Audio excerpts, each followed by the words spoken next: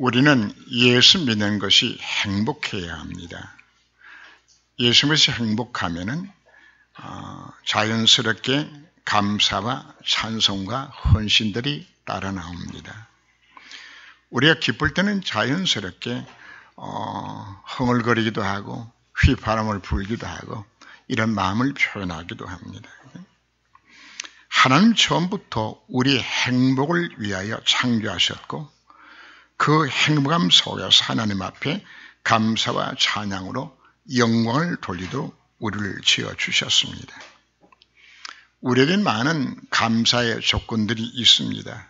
그 첫째가 바로 구원의 감사입니다.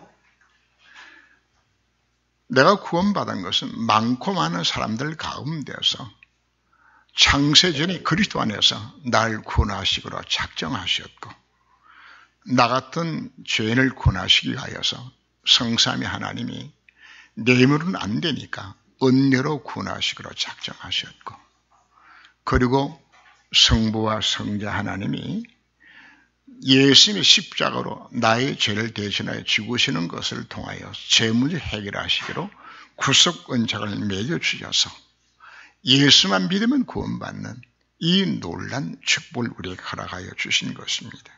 그래서 우리는 날 구원한 신 예수를 영원히 찬송할 수 있는 지옥과 마귀와 재앙의 배경 속에서 영원히 멸망받을 나 같은 죄인을 구원하여 주심에 대한 이 감사가 우리에게 늘 넘쳐나야 하겠습니다. 단순히 멸망 상태에서만 구원받은 것이 아니라 하나님의 형상을 회복시켜서 이 구원의 복을 누리도록 그분이 지금 나와 함께 하시는 성삼위 하나님이 나와 함께 하시는 날 하나님의 자녀 삼아 주셨고 해답 대신 그리스도가 나와 함께 하시는 놀라운 신분으로 나를 불러주신 것입니다. 그리고 나의 부족과 연약을 아시고 이 구원을 이루시도록 바로 성령께서 내 속에 내주하시고 인도하시고 역사하셔서 이 모든 일들을 누리며 살아가도록 불러주는 생각할 때에 우리 하나님 은혜에 우리가 감사할 밖에 없는 것입니다. 나간 자를 위하여서 성삼위 하나님이 구원을 이루시고 지금도 나와 함께 하신다는 사실을 우리가 깨닫는다면 날마다 우리는 그분 앞에 감사와 찬양을 드릴 수밖에 없지요. 그 하나님이 나를 충성되게 여기사 이 땅에 하나님 나라에 임하는 곳에 나를 사용하시고 하나님 뜻과 계획을 이루어 가시는 곳에 내 인생의 쓰임받도록 이끌어 준다는 생각, 정말 하나님 앞에 우리가 감사를 드리게 됩니다. 근본에 선교 현장을 오가면서 나올 것은 감사밖에 사실은 없었습니다. 우리는 범사에 감사를 드려야 합니다. 감당치 못할 만큼 어려움이 와도 우리는 하나님 앞에 감사해 드리는 것은 그 어려움 속에도 하나님의 축복된 계획이 반드시 들어있기 때문입니다. 요셉은 그 어려움을 겪었지만 그 모든 것이 발판이 되도록 만드는 것이 이것이 성도로 부름받은 우리의 신분이기 때문입니다. 우리가 하나님 앞에 감사와 찬양을 드린다는 것은 하나님의 선하심을 내가 믿는다는 믿음의 고백입니다. 비록 어려움이 와도 그 속에 하나님의 축복된 계획이 있으며 예수님 때는 능력을 당하게 합당한 자로 부르심을 받음에 대한 이 감사가 우리에게 넘쳐나야 합니다. 감사란 것은 내가 하나님을 신뢰합니다. 하나님의 선하심을 믿습니다는 바로 신앙 고백이 되는 겁니다. 그러므로 우리는 예수로 말미암아 항상 찬송의 제사를 드리라고 오늘 우리에게 말씀해 주셨습니다. 하나님 말씀합니다. 이 백성은 내가 나를 위하여 지었나니 나의 찬송을 부르게 하려 함이라고 말씀을 합니다. 왜 하나님은 천지 만물과 에덴 동산을 창설하시고 우리 인간을 하나님 형상대로 지어주셨을까요? 왜 하나님은 완벽한 지구 공간을 만들어 주셨을까요?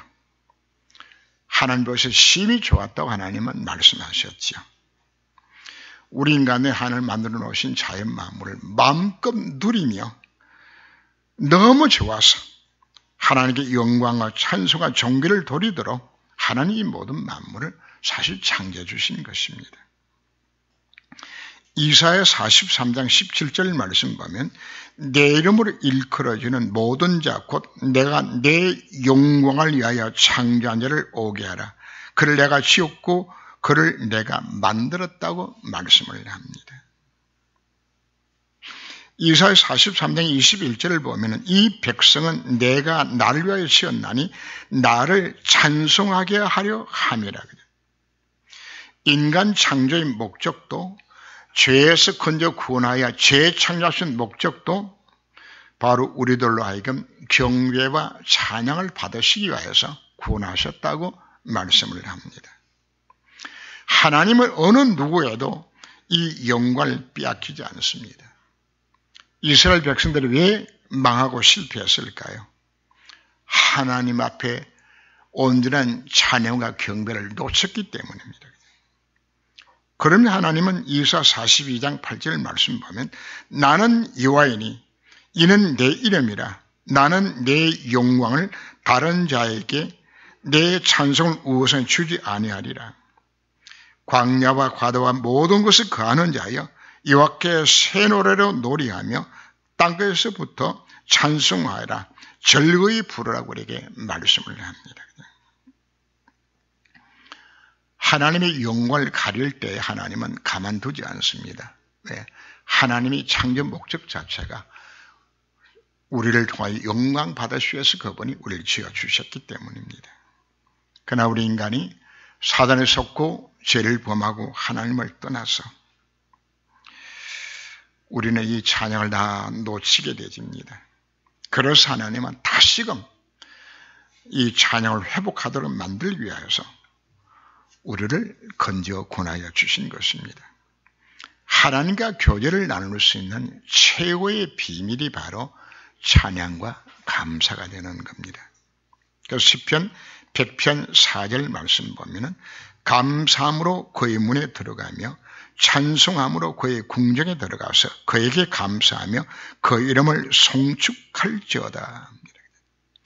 감사로 하나님의 집의 문에 들어갑니다. 찬양함으로 하나님의 지성소에서 그분을 만나게 되지는. 그래서 우리에게 이 감사가 우리에게 넘쳐나야 합니다. 감사의 기분 우리가 새 절기에서 사실은 찾지요. 6월절은 구원에 대한 감사라면 맥주절은 구원받은 성도가 이 땅에 살면서 주시는 하나님을 누림에 대한 감사가 되시겠고요. 수장절은 우리가 영원한 하나님을 준비할 수 있는 그 감사가 바로 수장절의 감사가 되는 것입니다. 그래서 신앙의 선조들은 어떤 상황 속에서도 하나님을 찬양했습니다. 하박국이나 스바냐 선지자 같은 경우에는 유대 나라가 바빌론 나라에 멸망당하는 소식을 듣고서도 하나님을 찬양하는 것은 하나님께서 멸망의 목적이 아니라 바로 하나님은 재건축시켜서 하나님의 영광과 찬송에 대해 만드시기 위해서 어려움 주었음을 그들이 깨달았기 때문입니다. 미리암이 구원을 찬양합니다. 한나가 하나님 앞에 쓰임받게 된 것이 감사해서 하나님 앞에 찬양드린 장면들도 나옵니다. 찬양은 우리가 하나님께로부터 은혜를 받을 수 있는 최고의 방편이 바로 찬양이 되는 것입니다. 교회는 찬양이 살아있어야 합니다. 그래서 우리가 태평동 시대를 열면은 찬양이 살아있는 교회를 우리가 탈바꿈할 수 있도록 우리가 찬양 속으로 우리가 들어가야 합니다. 찬양은 두날 가진 칼과 같아서, 두날 가진 칼이란 것은 양쪽에 날이다 날쓴 검이 세워진 이 검으로서 찬양 부를 때 어둠이 다 물러가게 되지는, 다 귀신들이 꺾여지게 되지는 이 역사가 찬양을 통해서 우리에게 나타날 것을 약속하고 있는 겁니다. 그래서 시편 150편에서도 호흡이 있는 자들마다 다 여호와를 찬양하러 우리에게 말씀하셨습니다. 그래서 우리는 찬양을 회복할 수 있는 예배가 되어야겠습니다. 두 번째는 예수 자기 피로서 백성을 거룩하게 하시려고 고난을 당하셨다고 말씀을 합니다. 하나님의 형상도 지음을 받아서 행복해야 될 인간에게 문제가 생겨나졌죠. 바로 창세기 3장 사건입니다. 사단에 속고 하나님을 떠남으로 인하여서 인생의 모든 문제가 시작이 되어졌습니다. 참 행복도 없을 뿐 아니라 죄로 인하여서 까닭모를 향한 실패가 찾아옵니다. 그리고는 여러 가지 정신문제, 육신문제, 후대 문제까지 수많은 문제들이 인생 가운데 사실은 찾아옵니다. 사실 이 메시지를 제가 한두 번 한 것이 아닙니다. 오늘 다시 한번 우리 자신을 기억을 해야 합니다. 내 인생의 내 문제가 창세기 3장에서 시작하였음을 다시금 우리가 확인해야 됩니다. 의사가 환자를 진단하고 바른 처방을 하는 것처럼 내 인생의 모든 문제가 창세기 3장이라면, 그렇다면 우리가 해답이 그리스도가 정말 맞다면 이 언능을 우리가 정말 잡아야 되는 겁니다.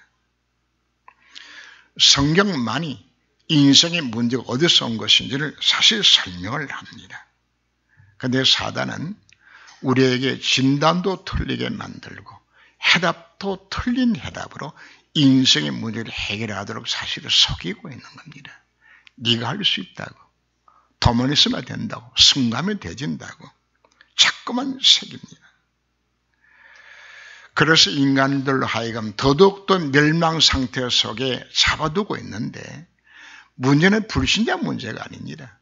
그들은 문제 원인도 해답도 모르니까 당연히 실패하는 건 맞지만은 신자들이 여기에 속고 있는 것이란 말이에요. 예배를 드리고 있으면서 우리가 사실 속고 있는 것입니다. 우리가 오늘 다시 한번 깨달아야 됩니다. 내가 이것 몰라서 사단에게 정말 속은 것이로구나. 지금 나의 문제가 바로 여기서 온 것이로구나. 해답이 그리스도가 정말 맞는 것이로구나.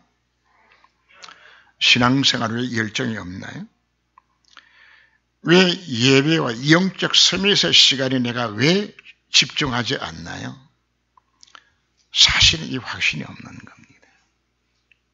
정말 문제가 창세기 3장 해답이 그리스도가 정말 맞다면 우리는 그분 앞에 집중할 수밖에 없는 겁니다.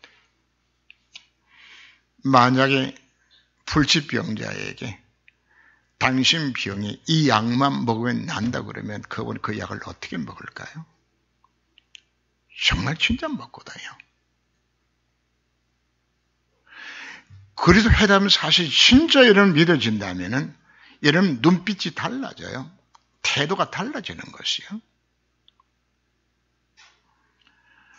여러성의 소경 바디메오가 예수님 오신다는 소리를 들었어요. 평상시 예수만 만나면 자기 속에 나을 것을 믿었거든요.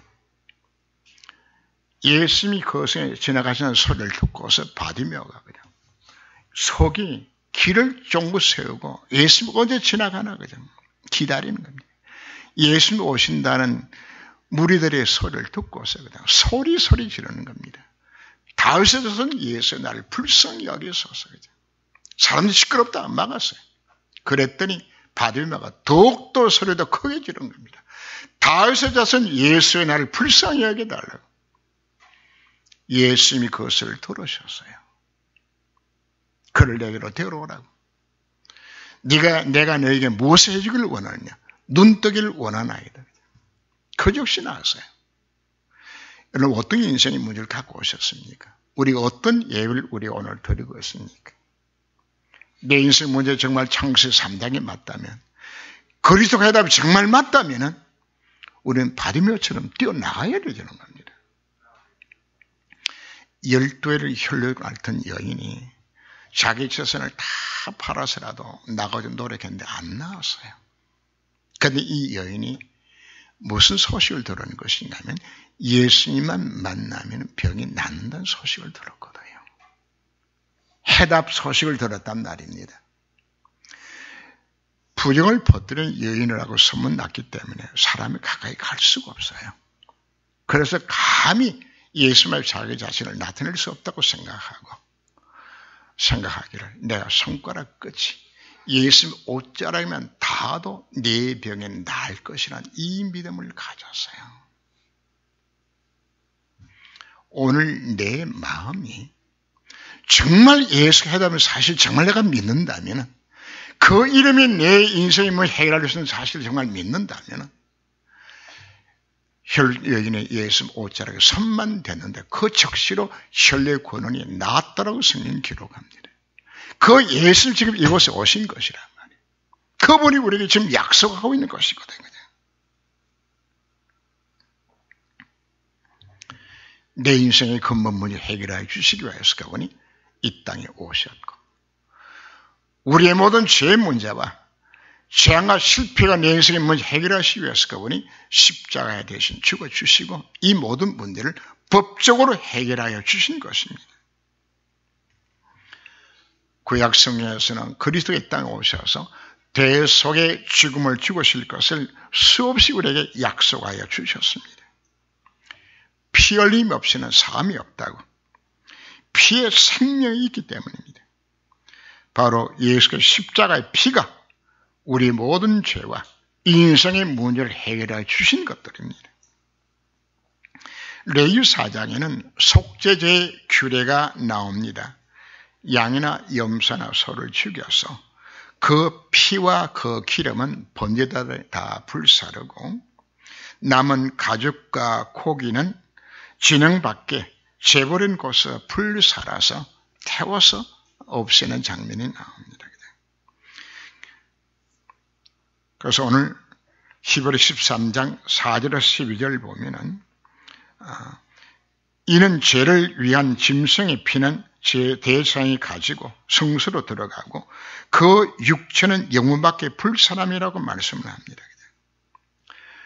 예수님이 그 육체가 왜 영문 밖에서 십자가를 져야 되는 것인가? 자기 피로서 우리를 거룩하게 하시려고 그리고 성문 밖에서 고난을 당하셨다고 말씀을 합니다. 바로 그분이 날 위하여서 이 고난을 당하신 것입니다.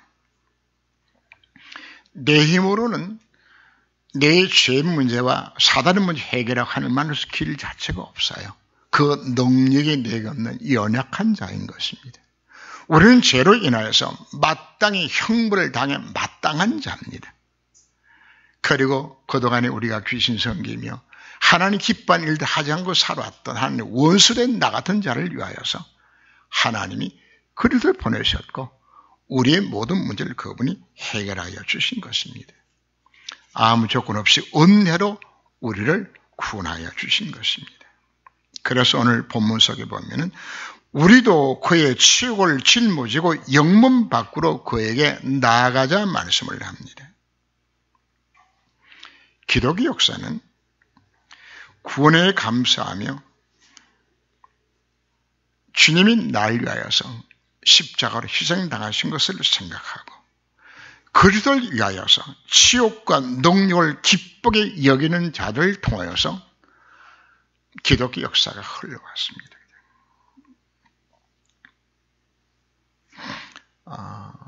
1906년에 우리 한국에 왔던 윌리엄이라는 선교사가 논사지방에서 복음을 전하다가 갑자기 비가 쏟아졌어요.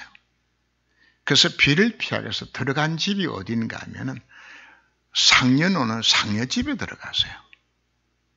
근데 이 상녀의 그날 누가 죽은 것인가 하면 장티푸스 걸려서 죽은 그 송장, 그 시체를 묶어서 왔던 바로 그 상녀집에 들어갔는데 이 선교사가 그 장티푸스 걸려진 거예요. 그죠? 그래가 앓다가 그냥 바로 죽었어. 이 선교사가 그 한국에 와서 첫 아들을 낳았는데 이름을 우리나라의 광복을 위해 가지고 이름을 우광복이라고 이름을 짓습니다. 그리고 이제 두 딸을 낳았는데 이 남편 죽고 나니까 이 여자가 혼자 있을 수 없으니까 이 샤프란 여인이 아들 하나하고 두 딸을 데리고 미국을 다시 돌아갑니다. 갔다가 2년 후에 이 아이를 데리고 다시 오는 거죠. 그죠? 왔는데 두 딸은 풍토병으로 한국 땅에서 죽습니다. 죽고 그 우광복이는 한국 땅에서 초등학교하고 중학교까지 나오고 미국으로 건너가서 자기 할아버지 집에 가서 거기서 고등학교를 나오고 거기서 의대를 나와서 의사가 되었고 그리고 이 우광복이가 한국으로 돌아오게 되집니다. 자, 그 어머니는 그 공주의 그 영명중고등학교를 세우고 수많은 교회를 세우고 그 어머니를 통하여서 그 조병옥 박사 그리고 이관순부터 시작해서 수많은 인재들을 사실 길렀어요. 기르고. 그리고는 우광복이가 왔을 때에 마침 이제 8월 10월 해방이 되고 미군이 이 땅을 군종을 하게 되었을 때에 한국말은 능통하고 영어 잘 되는 사람이 별로 없어요.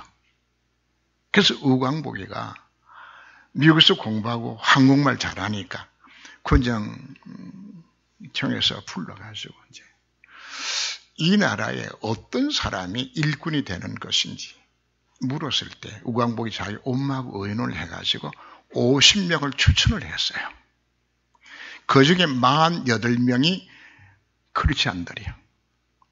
이들이 군정시대에 뭘 만든 것인가 하면 군목제도를 만들고 교회제도를 만들어서 오늘날의 우리 한국이 보호화되지는 것에 중요한 역할들을 이분들이 했어요.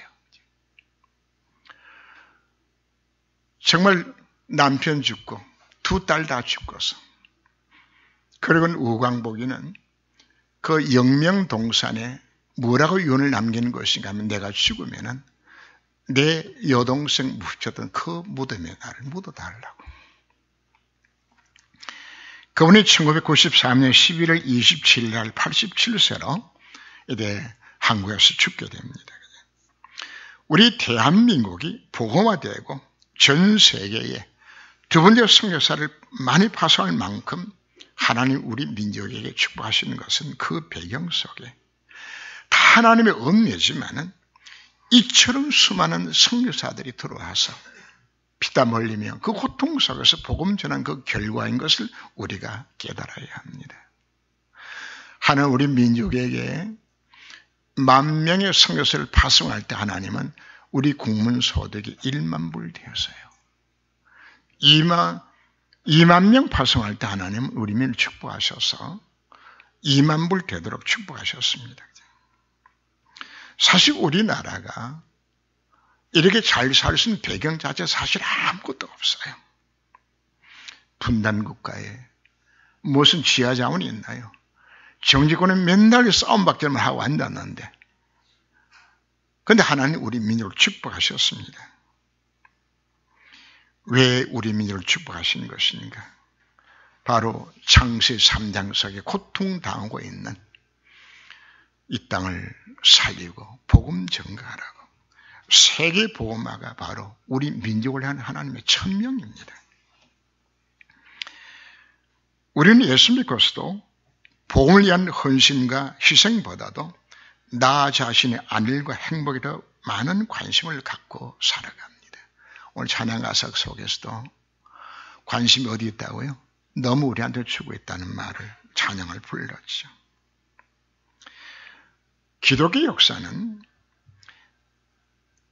그리스도의 치욕을 짊어지고 영문 밖으로 나간 자들에 의하여서 하나님 나라가 이 땅에 이루어진 것입니다.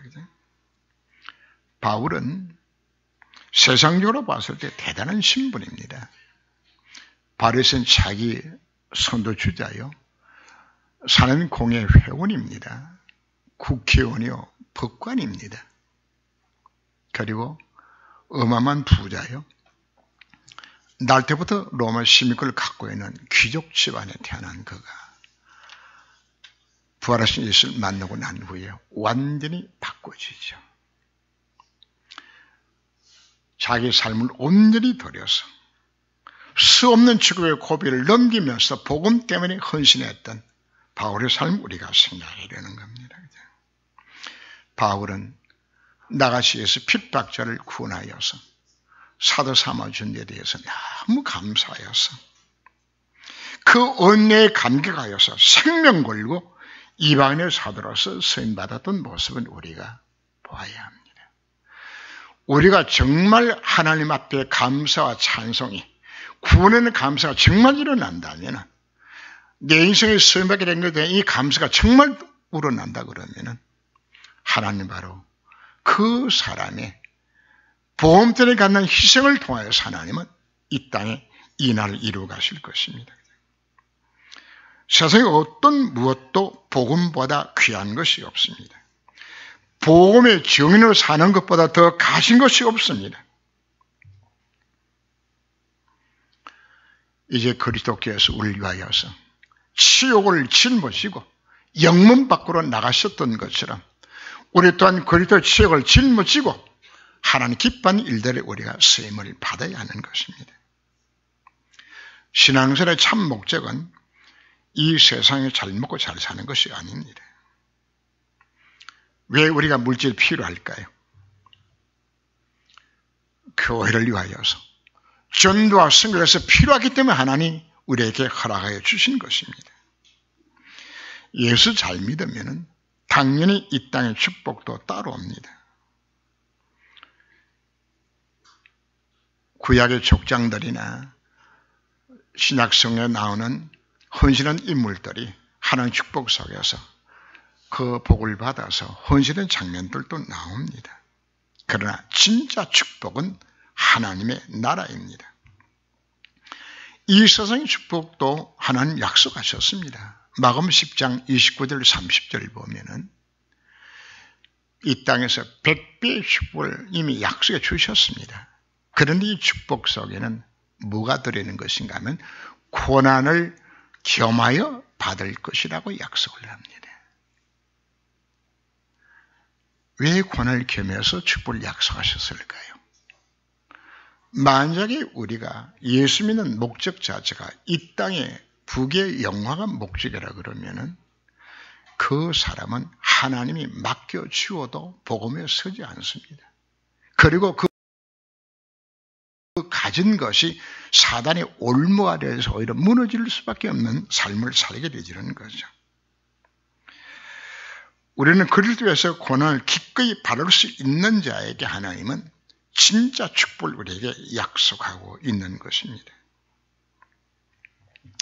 예수님 때문에 우리가 고난도 손해도 보기 싫다는 것은 아직도 하나님의 은혜를 내가 사실은 못 깨닫는 겁니다. 정말 그 은혜가 깨달아진다면 아무것도 이상에 내가 받은 거 없다 할지라도 복음 때문에 정말 헌신할 신자가 되어준다면 그것은 진짜 하나님 은혜에 감사 찬양을 하고 있는 자가 되는 것입니다. 예수님 십자가 이후에 부활의 놀란 영광이 그에게 주어졌음을 우리가 보아야 합니다. 그리스도의 남은 고난을 내 육체에 채운다고 바울이 고백한 것처럼 우리가 주님이 나를 위하여서 십자가를 지시고 영문 밖에서 희생당하신 그 주님의 발걸음을 우리가 따라 살아가게 되었을 때에 하나님은 이 모든 걸 우리에게 더해 주시겠다고 우리에게 약속하고 있는 인생의 참목도 정말 깨닫고서 여기 헌신하고 쓰임받을 수 있는 인생 되시기를 주님으로 축원합니다. 기도합니다. 주님.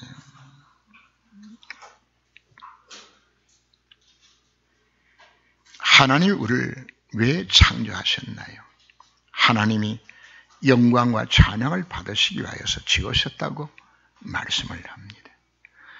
창세 3장 사건을 통해서 우리가 이 찬양을 놓쳤을 때 하나님은 우리를 구원하시고 재창조하셔서 이 찬양을 회복하도록 우리를 부르셨다고 우리에게 말씀해 주셨습니다. 누가 이 구원의 감격을 맛볼 수 있을 것인가요?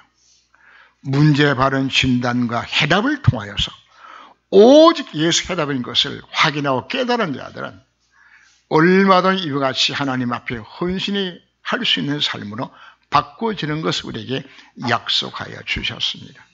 바로 이 은혜를 깨달은 자들은 우리의 죄를 위하여서 영문 밖에서 십자가를 진 그 주님의 치욕을 생각하며 나도 주님을 위하여서 희생하고 헌신하겠다는 바로 그를 통해 하나님은 구원 역사 이루어가시고 그에게 참된 축복을 주시겠다고 우리에게 약속해 주셨고 그 은혜에 감사와 감격하여서 참된 헌신을 할 수 있는 저희 삶이 되도록 하나님이 간섭하여 주옵소서.